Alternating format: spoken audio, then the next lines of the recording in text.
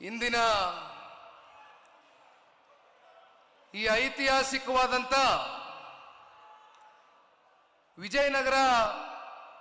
ವಿಜಯಪುರ ಜಿಲ್ಲೆಯ ಪವಿತ್ರವಾದಂತ ಒಂದು ಭೂಮಿಯಲ್ಲಿ ಸಿದ್ದೇಶ್ವರ ಅಪ್ಪಾಜಿ ಅವರ ನಡೆದಾಡಿದಿರ್ತಕ್ಕಂಥ ಈ ಒಂದು ಪುಣ್ಯ ಕ್ಷೇತ್ರದಲ್ಲಿ ಸೇರಿರ್ತಕ್ಕಂಥ ಬಿಜಾಪುರ ಜಿಲ್ಲೆ, ಬಾಗಲಕೋಟೆ ಜಿಲ್ಲೆ ಸೇರಿದಂತೆ ಕಿತ್ತೂರು ಕರ್ನಾಟಕದ ಮತ್ತು 5 ಜಿಲ್ಲೆಗಳಿಂದ ಹಳ್ಳಿಗಳಿಂದ ಬಂದು ಇವತ್ತು ಜನತಾ ಪಕ್ಷದ ಈ ಕಾರ್ಯಕ್ರಮದ ಯಶಸ್ಸಿಗೆ ವಿಶೇಷವಾಗಿ ಹಳ್ಳಿಗಳಿಂದ ಬಂದಿರತಕ್ಕಂಥ ಎಲ್ಲ ತಂದೆ ತಾಯಂದಿರುಗಳಿಗೆ, ಯುವ ಸಮುದಾಯದ ನನ್ನ ಅಣ್ಣ ತಮ್ಮಂದರಿಗೆ, ಅಕ್ಕ ತಂಗಿಯರಿಗೆ, ನಿಮ್ಮೆಲ್ಲರಿಗೂ ಕೂಡ ತುಂಬ ಹೃದಯದಿಂದ ವಂದನೆಗಳನ್ನ ಅರ್ಪಿಸಲಿಕ್ಕೆ ಬಯಸ್ತೇನೆ. ಈಗಾಗಲೇ ಸಾಕಷ್ಟು ಸಮಯ ಮೀರೋಗಿದೆ. ಮಧ್ಯಾಹ್ನ 12 ಗಂಟೆಗೆ ಸಮಾವೇಶ ಪ್ರಾರಂಭ ಆಗಬೇಕಾಗಿತ್ತು. ಬಹುಶಃ ಇವತ್ತು ದೊಡ್ಡ ಮಟ್ಟದಲ್ಲಿ ಬೃಹತ್ ಸಂಖ್ಯೆಯಲ್ಲಿ ಇವತ್ತು ಈ ಕಾರ್ಯಕ್ರಮಕ್ಕೆ ತಾವೆಲ್ಲರೂ ಕೂಡ ಹಳ್ಳಿಗಳಿಂದ ಏನು ಆಗಮಿಸಿದ್ದೀರಿ, ವೇದಿಕೆ ಮೇಲೆ ಕೂತಾಗ ಸಾಕಷ್ಟು ಜನ ಸ್ಥಳೀಯ ಮುಖಂಡರುಗಳು, ಹಿಂದೆ ಮತ್ತಷ್ಟು ಜನ ಗಾಡಿಯಿಂದ ಇಳಿದಿದ್ದಾರೆ. ಆದರೆ ಬಂದು ಕೂತ್ಕೊಳ್ಳೋದಕ್ಕೆ ಬಹುಶಃ ಜಾಗವೇ ಇಲ್ಲ ಅಂತಕ್ಕಂಥದ್ದು ಬಂಡಪ್ಪಣ್ಣವರು ಏನು ಹೇಳ್ತಾ ಇದ್ದಾರೆ ಹಿಂದೆಯಿಂದ. ಇತ್ತೀಚಿನ ದಿನಗಳಲ್ಲಷ್ಟೇ ಹಾಸನ ಜಿಲ್ಲೆಯಲ್ಲಿ ನಡೆದಂತ ಜನತಾ ಸಮಾವೇಶ ಬಹುಶಃ ಇಡೀ ರಾಜ್ಯಕ್ಕೆ ಒಂದು ದೊಡ್ಡ ಸಂದೇಶವನ್ನ ತಂದುಕೊಟ್ಟಿದೆ. ಅದಾದ ನಂತರ ಕಿತ್ತೂರು ಕರ್ನಾಟಕ ಭಾಗದಲ್ಲಿಯೂ ಕೂಡ ಅದೇ ರೀತಿಯಾದಂಥ ಒಂದು ಬೃಹತ್ ಸಮಾವೇಶವನ್ನು ಆಯೋಜನೆ ಮಾಡಿಕೊಳ್ಬೇಕು ಅಂತಕ್ಕಂಥ ಆದೇಶವನ್ನ ಪಕ್ಷದ ವರಿಷ್ಠರು ಕೊಟ್ಟಂತ ಸಂದರ್ಭದಲ್ಲಿ ಬಹುಶಃ ಬಹಳ ಜನ ಅಂದ್ಕೊಂಡಿರ್ತಾರೆ, ಕಿತ್ತೂರು ಕರ್ನಾಟಕ ಭಾಗದಲ್ಲಿ ಜನತಾದಳ ಪಕ್ಷ ಎಲ್ಲಿದೆ ಅಂತ. ಆದರೆ ಕಿತ್ತೂರು ಕರ್ನಾಟಕ ಭಾಗದಲ್ಲಿ ಜನತಾದಳ ಪಕ್ಷ ಅತ್ಯಂತ ಸುಭದ್ರವಾಗಿದೆ, ಗಟ್ಟಿಯಾಗಿ ನೆಲೆ ಊರಿದೆ ಅಂತಕ್ಕಂಥ ವಿಶ್ವಾಸದೊಂದಿಗೆ ತಾವೆಲ್ಲರೂ ಕೂಡ ಇವತ್ತು ಅತ್ಯಂತ ಬೃಹತ್ ಸಂಖ್ಯೆಯಲ್ಲಿ ಈ ಕಾರ್ಯಕ್ರಮಕ್ಕೆ ಆಗಮಿಸಿ ಕಾರ್ಯಕ್ರಮದ ಯಶಸ್ಸಿಗೆ ಪಾತ್ರಧಾರರಾಗಿರ್ತಕ್ಕಂಥ ನಿಮ್ಮೆಲ್ಲರಿಗೂ ಕೂಡ ಮತ್ತೊಮ್ಮೆ ತುಂಬ ಹೃದಯದ ಧನ್ಯವಾದಗಳನ್ನ ಸಲ್ಲಿಸಲಿಕ್ಕೆ ಬಯಸ್ತೇನೆ. ವೇದಿಕೆ ಮೇಲೆ ಆಸೀನರಾಗಿರ್ತಕ್ಕಂಥ ಪಕ್ಷದ ವರಿಷ್ಠರು, ಮಾಜಿ ಪ್ರಧಾನಮಂತ್ರಿಗಳು, ಈ ಪಕ್ಷದ ಸ್ಥಾಪಕರು ಸನ್ಮಾನ್ಯ ಶ್ರೀ ದೇವೇಗೌಡರು ಸಾಹೇಬರ ಮಾರ್ಗದರ್ಶನದಲ್ಲಿ ವೇದಿಕೆ ಮೇಲೆ ಆಸೀನರಾಗಿರ್ತಕ್ಕಂಥ ಕೇಂದ್ರದ ಸಚಿವರು, ಮಾಜಿ ಮುಖ್ಯಮಂತ್ರಿಗಳು, ನಮ್ಮ ಪಕ್ಷದ ಹೆಮ್ಮೆಯ ನಾಯಕರಾಗಿರ್ತಕ್ಕಂಥ ಸನ್ಮಾನ್ಯ ಕುಮಾರಣ್ಣ ಅವರ ನಾಯಕತ್ವದಡಿ ಇಡೀ ರಾಜ್ಯ ವ್ಯಾಪ್ತಿ ಬಂದಿರತಕ್ಕಂಥ ಪಕ್ಷದ ನಾಯಕರುಗಳು ಇವತ್ತು ವೇದಿಕೆ ಮೇಲೆ ಉಪಸ್ಥಿತರಿದ್ದಾರೆ. ಆದರೆ ನಿಜವಾದಂತ ಪಕ್ಷದ ಅಧಿನಾಯಕರು ಅಂತಕ್ಕಂಥದ್ದು ಜನತಾದಳ ಪಕ್ಷದಲ್ಲಿ ಇರ್ತಕ್ಕಂಥವರು ಜನತಾದಳ ಪಕ್ಷದ ಒಬ್ಬ ಸಾಮಾನ್ಯ ಕಾರ್ಯಕರ್ತರುಗಳು ಅಂತಕ್ಕಂಥದನ್ನ ಈ ಸಂದರ್ಭದಲ್ಲಿ ನಾನು ಬಹಳ ಘಂಟಾಘೋಷವಾಗಿ ಹೇಳಲಿಕ್ಕೆ ಬಯಸ್ತೇನೆ. ಬಹಳ ಜನ ರಾಜಕೀಯವಾಗಿ ಜನತಾದಳ ಪಕ್ಷವನ್ನ ವಿರೋಧಿಸಬೇಕು ಅಂತಕ್ಕಂಥ ದೃಷ್ಟಿಯಿಂದ, ರಾಜಕೀಯವಾಗಿ ನಮ್ಮನ್ನ ಟೀಕಿಸಬೇಕು ಅಂತಕ್ಕಂಥ ಹಿನ್ನೆಲೆಯಲ್ಲಿ ಜನತಾದಳ ಪಕ್ಷ ಕೇವಲ ಹಳೆ ಮೈಸೂರು ಪ್ರಾಂತ್ಯಕ್ಕೆ ಸೀಮಿತವಾಗಿರ್ತಕ್ಕಂಥ ಪಕ್ಷ, ಜನತಾದಳ ಪಕ್ಷ ಕೇವಲ ಒಂದು ಜಾತಿಗೆ ಸೀಮಿತವಾಗಿರ್ತಕ್ಕಂಥ ಪಕ್ಷ ಅಂತ ಸುಳ್ಳು ಅಪಪ್ರಚಾರವನ್ನ ಮಾಡ್ತಾ ಇರ್ತಕ್ಕಂಥದ್ದನ್ನ ನಾವು ಹಲವಾರು ವರ್ಷಗಳಿಂದ ನೋಡ್ತಾ ಇದ್ದೇವೆ. ಆದರೆ ಇವತ್ತು ವೇದಿಕೆ ಮೇಲೆ ಬಿಜಾಪುರ ಜಿಲ್ಲೆಯ ಶಾಸಕರು ರಾಜುಗೌಡರು ಕೂಡ ಈಗ ತಾನೇ ಮಾತನಾಡಿದ್ದಾರೆ. ಬಸವನ ಬಾಗೇವಾಡಿಯ ಮುಂಬರ್ತಕ್ಕಂಥ ದಿನಗಳಲ್ಲಿ ಶಾಸಕರಾಗ್ತಕ್ಕಂಥ ಅಪ್ಪುಗೌಡರು ಮಾತನಾಡಿದ್ದಾರೆ. ಜೊತೆಯಲ್ಲಿ ಇಂಡಿಯಾ ಅತ್ಯಂತ ಸಾಮಾನ್ಯರಲ್ಲಿ ಒಬ್ಬರಾಗಿ ಬಹುಶಃ ಅವರು ಮಾತಾಡಬೇಕಾದ್ರೆ ಅವರ ಮಾತಿನಲ್ಲಿ ಇದ್ದಂತ ಆ ನೋವನ್ನ, ಅವರ ಭಾವನೆಗಳನ್ನ ಅವರು ವೇದಿಕೆ ಮೂಲಕ ಏನು ಹಂಚ್ಕೊಂಡ್ರು.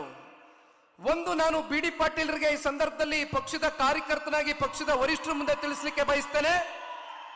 ಬಿ ಡಿ ಪಾಟೀಲ್ರು ಆರ್ಥಿಕವಾಗಿ ಸದೃಢರು ಇಲ್ಲದೆ ಇರಬಹುದು, ಆದರೆ ಅವರಲ್ಲಿ ಇರ್ತಕ್ಕಂಥ ಹೃದಯ ಶ್ರೀಮಂತಿಕೆ ಬಹುಶಃ ಮುಂದೊಂದು ದಿನ 2 ಚುನಾವಣೆಗಳಲ್ಲಿ ಸನ್ಮಾನ್ಯ ಕುಮಾರಣ್ಣವರು ಹಾಗೂ ಸನ್ಮಾನ್ಯ ದೇವೇಗೌಡರು ಸಾಹೇಬರು ಪಕ್ಷದಿಂದ ಅವರಿಗೆ ಇಂಡಿ ವಿಧಾನಸಭಾ ಕ್ಷೇತ್ರದಿಂದ ಸ್ಪರ್ಧೆ ಮಾಡತಕ್ಕಂಥ ಒಂದು ಅವಕಾಶವನ್ನೇ ಏನು ಕೊಟ್ಟಿದ್ರು. ಅತ್ಯಂತ ಅಲ್ಪ ಮತದಿಂದ ಅವರು ಪರಾರ್ಜಿತಗೊಂಡಿದ್ರು ಕೂಡ ಬಹುಶಃ ಅವರು ಅತ್ಯಂತ ಜನಪ್ರಿಯತೆ ಮತ್ತೆ ಜನಾನುರಾಗಿಗಳಾಗಿ ಇಂಡಿ ವಿಧಾನಸಭಾ ಕ್ಷೇತ್ರದಲ್ಲಿ ಇವತ್ತಿಗೂ ಕೂಡ ಹೋರಾಟದ ಕಿಚ್ಚನ್ನ ಬಿಡದೆ ಓಡ್ತಾ ಇರ್ತಕ್ಕಂಥದ್ದು ನೋಡಿದ್ರೆ 100ಕ್ಕೆ 100 ಇಂಡಿ ಭಾಗದಿಂದ ಬಂದಿರತಕ್ಕಂಥ ಎಲ್ಲ ತಂದೆ ತಾಯಂದಿರುಗಳು, ಯುವಕ ಮಿತ್ರರು ಮುಂದೊಂದು ದಿನ ಬಿ ಡಿ ಪಾಟೀಲ್ರನ್ನ ಶಾಸಕರಾಗಿ ಮಾಡ್ತೀರಾ ಅಂತಕ್ಕಂಥ ಸಂಪೂರ್ಣ ಆತ್ಮವಿಶ್ವಾಸ ಈ ಪಕ್ಷದ ಒಬ್ಬ ಯುವ ಕಾರ್ಯಕರ್ತನಾಗಿ ನನ್ನಲ್ಲಿದೆ. ಪಾಪ ಕೇಳ್ತೀರಾ, ಜನತಾದಳ ಪಕ್ಷ ಒಂದು ಜಾತಿಗೆ ಸೀಮಿತ ಅಂತ. ಬಿ ಡಿ ಪಾಟೀಲ್ರು ಒಬ್ಬ ಕುರುಬ ಸಮುದಾಯದಿಂದ ಬಂತಕ್ಕಂಥ ಒಬ್ಬ ವ್ಯಕ್ತಿ.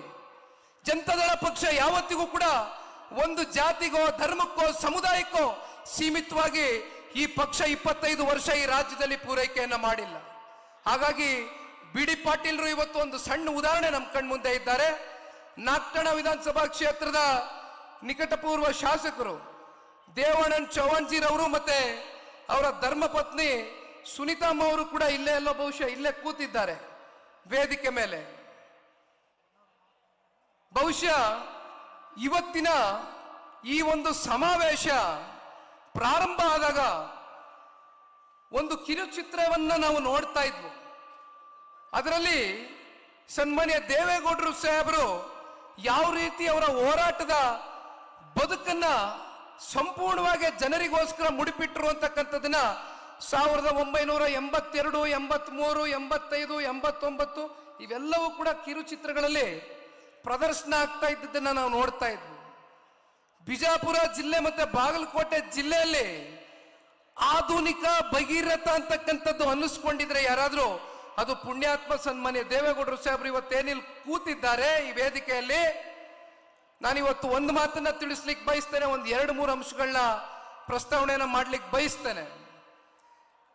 1983ರಲ್ಲಿ ಮೊದಲನೇ ಬಾರಿ ಸನ್ಮಾನ್ಯ ದೇವೇಗೌಡರು ಸಾಹೇಬರು ನೀರಾವರಿ ಸಚಿವರಾಗಿ ಕೆಲಸವನ್ನ ಏನೋ ಕೈಗೆ ಎತ್ಕೊಂಡ್ರು. ಬಹುಶಃ ಅವತ್ತಿನ ಸಂದರ್ಭದಲ್ಲಿ ಗುತ್ತಿಗೆದಾರರು ಮತ್ತೆ ಅಧಿಕಾರಿಗಳ ಮಧ್ಯೆ ಸಾಕಷ್ಟು ವಿವಾದಗಳಿತ್ತು. ಆ ವಿವಾದಗಳು ಬಹಳ ಕಾಲದಿಂದ ನಿರಂತರವಾಗಿ ನಡ್ಕೊಂಡ್ ಬರ್ತಾ ಇತ್ತು.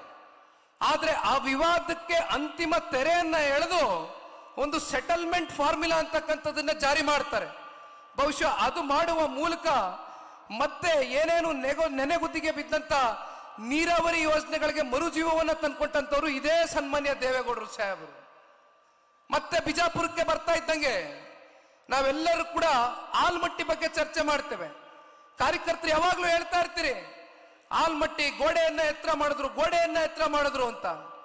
ಗೋಡೆಯನ್ನ ಎತ್ತರ ಮಾಡ್ತಕ್ಕಂಥದ್ದು ಬಹುಶಃ ಹಂತವಾಗಿ ನಡೀತಾ ಇರ್ತಕ್ಕಂಥ ಆ ಹಿಂದಿನ ಸಂಪ್ರದಾಯ ಏನಿತ್ತು ಅದಕ್ಕೂ ಮೀರಿ ದೇವೇಗೌಡರು ಸಾಹೇಬರು ಒಂದು ಆಲೋಚನೆಯನ್ನ ಮಾಡಿದ್ರು. 15 ಫೀಟ್ ಕ್ರಸ್ಟ್ ಗೇಟ್ ಅನ್ನ ಸ್ಥಾಪನೆ ಮಾಡುವ ಮೂಲಕ ಬಹುಶಃ ಅವ್ರು ಯಾವ ರೀತಿ ಆಲಮಟ್ಟಿ ಆ ಒಂದು ಅಣೆಕಟ್ಟಿಗೆ ಜೀವವನ್ನ ಕೊಟ್ಟರು.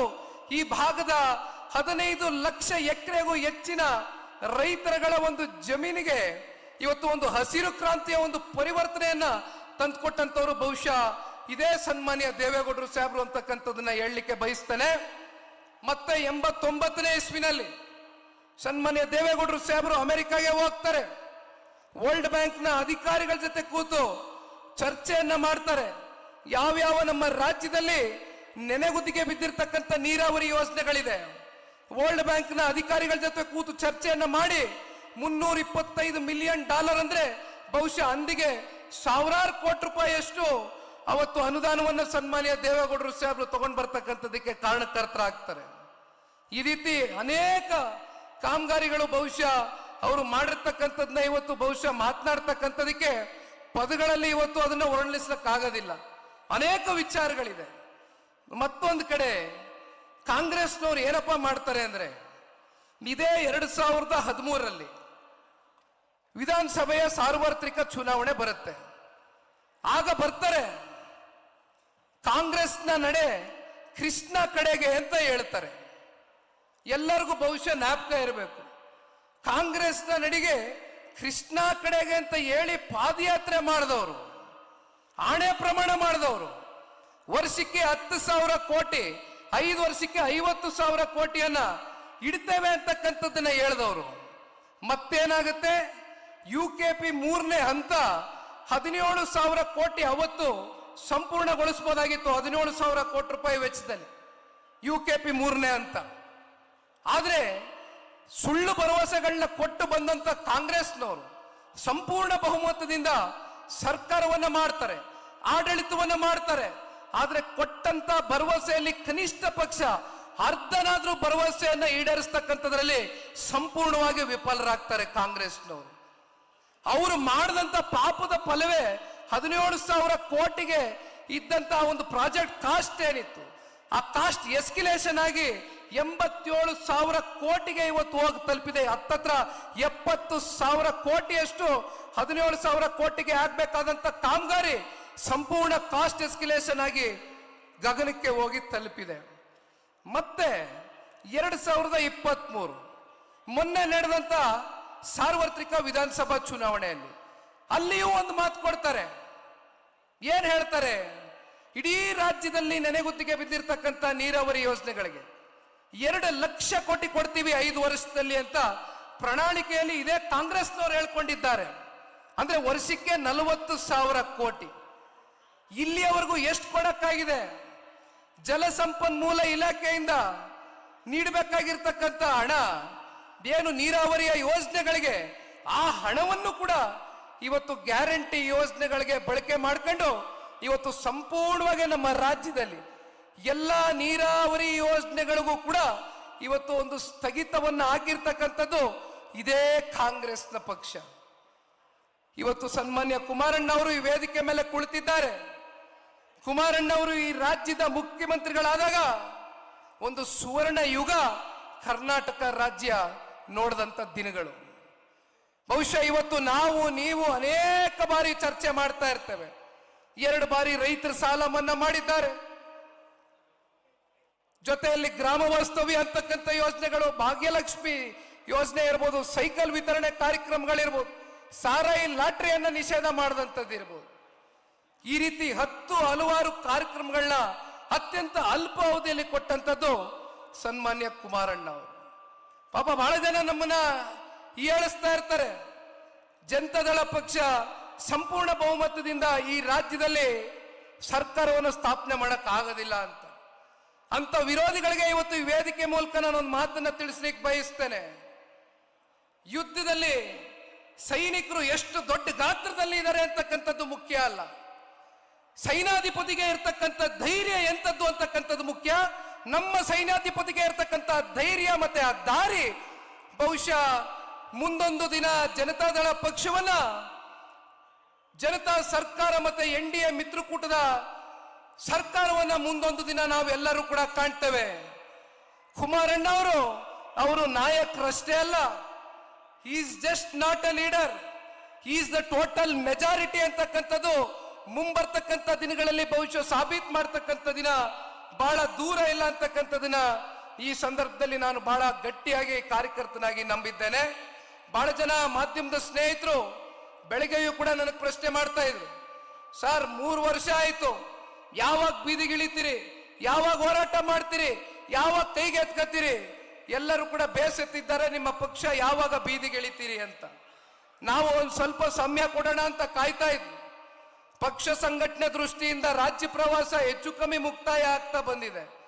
ಮುಂದಿನ ತಿಂಗಳಿಂದ ಸನ್ಮಾನ್ಯ ದೇವೇಗೌಡರು ಸಾಹೇಬರ ಮಾರ್ಗದರ್ಶನವಿದೆ, ಸನ್ಮಾನ್ಯ ಕುಮಾರಣ್ಣ ಅವರ ನಾಯಕತ್ವದಡಿ ಪಕ್ಷ ಇನ್ನು 2 ವರ್ಷಗಳ ಕಾಲ ನಿರಂತರವಾಗಿ ಬೀದಿಗೆ ಇಳಿದು ಹೋರಾಟವನ್ನ ಮಾಡ್ತಕ್ಕಂಥ ಶಪಥವನ್ನ ಪ್ರತಿಜ್ಞೆಯನ್ನ ಇವತ್ತು ನಮ್ಮ ಬಿಜಾಪುರ ಜಿಲ್ಲೆಯ ಈ ಒಂದು ಸಮಾವೇಶದ ಮೂಲಕ ಈ ಪಕ್ಷದ ಒಬ್ಬ ಯುವ ಕಾರ್ಯಕರ್ತನಾಗಿ ಬಹಳ ಗಟ್ಟಿಯಾಗಿ ನಿಮಗೆ ತಿಳಿಸ್ಲಿಕ್ಕೆ ಬಯಸ್ತಾ ಇದ್ದೇನೆ.